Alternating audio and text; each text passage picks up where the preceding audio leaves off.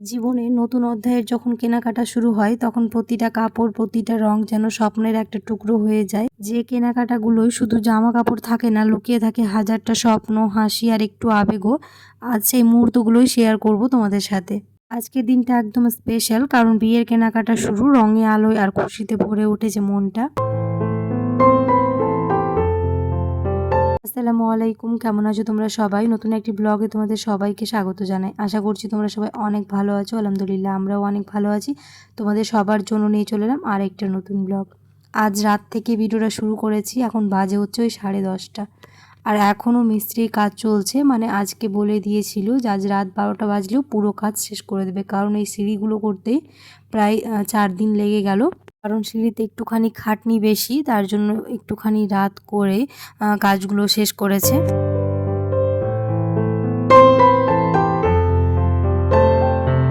আজকের দিনটা যেন কেমন একটা মিশ্র অনুভূতি নিয়ে কাটলো। কাল রাতে সিঁড়ির কাজটা শেষ হলো, তখন মনে হচ্ছিল অবশেষে একটু হালকা নিঃশ্বাস নেওয়া যাবে। কারণ কয়েকদিন থেকে বেশ বাড়ির কাজ চলছেই, খুঁটিনাটি কিছু কাজ থাকছে।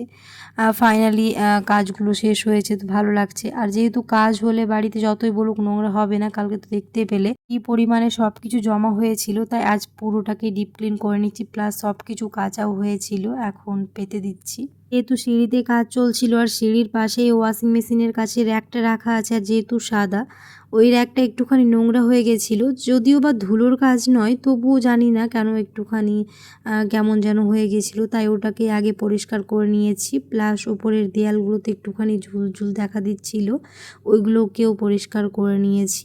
একেবারে পুরো বাড়ি নিট আর ক্লিন করে নিয়েছি। সব কিছু আর ভিডিওতে শেয়ার করিনি, কারণ ভিডিওটা অনেক বড় হয়ে যাবে। আর কিছুদিন আগেই তো তোমাদের সাথে ঝুল ঝাড়া আর পুরো ডিপ ক্লিনিং শেয়ার করেছিলাম, তাই ওরকমভাবে আর শেয়ার করা হয়নি। কিন্তু প্রত্যেকটা জিনিস নামিয়ে আবারও সুন্দর করে মোছা হয়েছে, কারণ বাড়িতে কাজ চললে একটুখানি নোংরা তো হবে। তাই যেদিন কাজ শেষ হয় তারপরের দিনই চেষ্টা করি পুরোপুরি সব কিছু ক্লিন করে নিতে। বাড়িঘর যখন পরিষ্কার হয়ে যায়, ঘরটা আবার নতুনের মতো লাগে। আর ডিপ ফ্রিজের কভার পাল্টালাম, ছোটো ছোটো এই কাজগুলোতেই যেন মনে শান্তি মেলে। দুপুরে আজ বানানো হয়েছিল হচ্ছে বাসন্তী পোলাও আর চিকেন কষা। রান্নার গন্ধে পুরো ঘরটা যেন মো মো করছে। কাল যখন মিস্ত্রির কাজ চলছিল, দুপুরবেলার দিকে সেরকম কোনো কাজ ছিল না, তখনই গিয়েছিলাম একটুখানি বাইরে কেনাকাটা করতে। আর যেহেতু বিয়ে হলে একটুখানি কেনাকাটা করতে হয়, তবে এবার খুব বেশি জাঁকজমকপূর্ণ কিছুই কিনিনি, একেবারে সিম্পলভাবে এরকম থ্রি পিসগুলো কিনেছি, যেগুলো একদম সফট আর একদম লাইট ওয়েটের মধ্যে। বিয়ের বাজার করার সময় না একটা আলাদাই অনুভূতি আসে, খুব ভালো লাগে বিয়ের কেনাকাটা করতে। এগুলো খুলে দেখতেই মনটা কেমন নরম হয়ে গেল। ভেবে ফেললাম কত কিছু বদলায়, কিন্তু এই ছোট ছোট মুহূর্তগুলোই তো আসলে আমাদের জীবনটাকে সুন্দর করে তোলে। একটুখানি ভাবনা থাকে কোন দিনে কি পরবো, কি করব, কি মজা করব। যাদের সাথে হয়তো অনেক দিন ধরে দেখা হয়নি তাদের সাথেও এই ওকেশনগুলোতে দেখা হয়ে যায়। বিয়ে বাড়ির বা কোনো অনুষ্ঠানে এইগুলোই সব বড় পাওনা। যার সাথে হয়তো অনেক দিন ধরে দেখা হয়নি তাদের সাথেও দেখা হয়ে যায়। তো এই ছোটো ছোটো মুহূর্তগুলোর জন্যই অপেক্ষা করে থাকে, আর এইগুলোই তো দিনের শেষে একটা ভালো লাগা কাজ করে। ওই নিব না বলে অনেক কিছু আবারও নেওয়া হয়েছে, এরকমটাই হয় প্রত্যেকবারই বলি যে কিছুই নেব না, কিন্তু আবারও নিয়েছি। কিন্তু এবার প্রত্যেকটাই খুবই সিম্পলের মধ্যে, লাইট ওয়েটের মধ্যে নেওয়ার চেষ্টা করেছি। বিয়ের দিন যতই কাছে আসছে মনটা ততই কেমন যেন আবেগে ভরে যাচ্ছে। আর এই বিয়ে ছোট ছোট কেনাকাটার আনন্দটাই একদম আলাদা। তবে একটুখানি কালারগুলো একটুখানি ম্যানেজ করে করে নেওয়ার চেষ্টা করেছি। ব্ল্যাকের মধ্যে সেরকম আমি খুবই কম পরেছি, তাই এবার একটা ব্ল্যাকের মধ্যে নিয়েছি। ওইগুলোতে তো সব অ্যাঙ্কেল প্যান্ট ছিল, এটাতে শুধু প্লাজো আছে।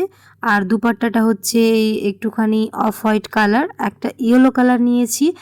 কারণ এবার শাড়ি এবার কিছু পরার ইচ্ছে নেই, তার জন্য ইয়েলো কালার নিয়েছি, যাতে এটা হলুদের দিন খুব ইজিলি পরতে পারি। বিয়ের জন্য একটুখানি কেনাকাটা, এগুলোর জন্য বাইরে যেতে হচ্ছে, তাই একটুখানি ব্লগগুলো এখন ছোট ছোট আসবে। আর সেরকমভাবে বাড়ির কোনো কাজও শেয়ার করতে পারছি না। খুব তাড়াতাড়ি আবার নতুন নতুন ভিডিও তোমাদের জন্য আপলোড করব। তো প্রতিদিনের মতো আবারও স্মৃতিচারণ করি, যারা এখনও আমার চ্যানেলটিকে সাবস্ক্রাইব করনি অবশ্যই সাবস্ক্রাইব করে দিও, আর তার সাথে পাশে থাকা বেল আইকনটাকে প্রেস করতে একদমই ভুলো না।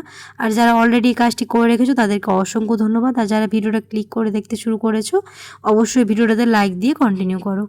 এখানে মোটামুটি 5টা জামা নেওয়া হয়েছে, তার মধ্যে ওইগুলো তো ছিল থ্রি পিস, আর এটা হচ্ছে গাউনের মধ্যে, তবে খুবই সিম্পল, শুধু ওই উপরের দিকটায় এরকম স্টোনের কাজ করা আছে।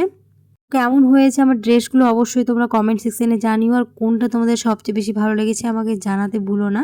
তো এখানে প্রায় 5টা জামা কিনেছি, এক এক করে তোমাদের সবগুলো দেখিয়ে দিলাম। যাই হোক, আজ এখান থেকে বিদায় নিয়ে নিচ্ছি। যদি ভিডিওটা ভালো লেগে থাকে তাহলে অবশ্যই একটা লাইক করে দিও আর কমেন্টে জানাতে ভুলো না। দেখা হবে খুব শিগগিরই পরে একটি নতুন ব্লগে। সবাই খুব ভালো থাকবে। আল্লাহ হাফেজ।